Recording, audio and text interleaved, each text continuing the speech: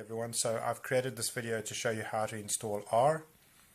As you know, R is a statistical software tool that can allow you to do software on your computer. It is an alternative to SPSS and Stata and other proprietary statistical softwares. What makes R cool is that it is free, so there's no charge to run R, while the other proprietary softwares have got a pretty hefty license fee that has to be paid. And you may not notice now because often these licenses are paid by our institutions when we're still studying, but when you start working on your own, you'll realize that these licenses become quite prohibitive, and then there's a real advantage to be working with a free software like R. The other good thing about R is that it has a very large community working on it. Because it's free software, people are working on it all around the world.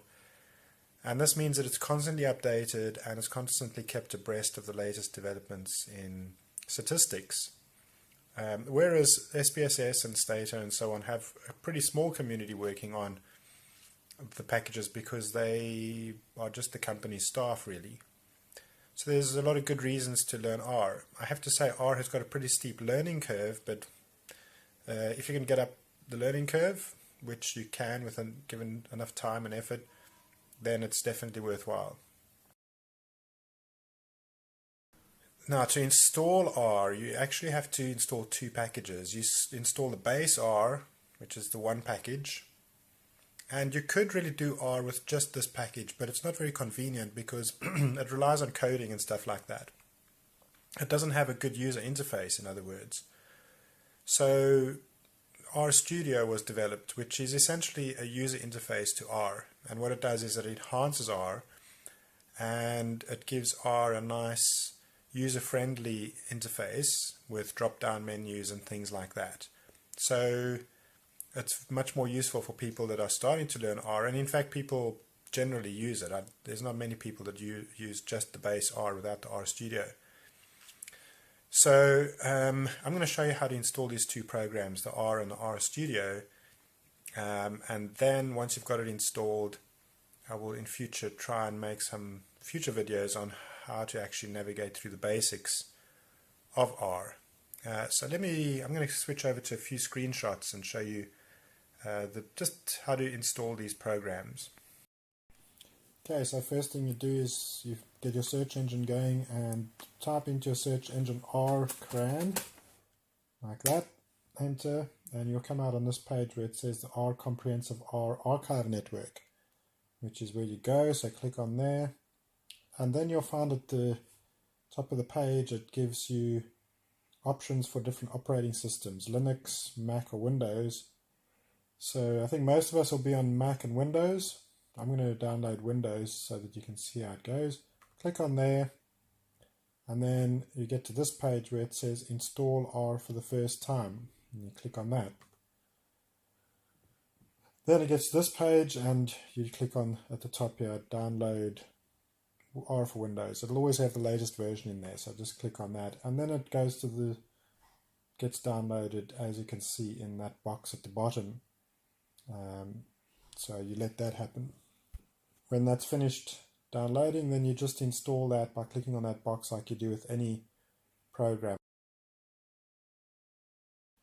Once you've done that, open another page, go to RStudio, like that, and click on the top here.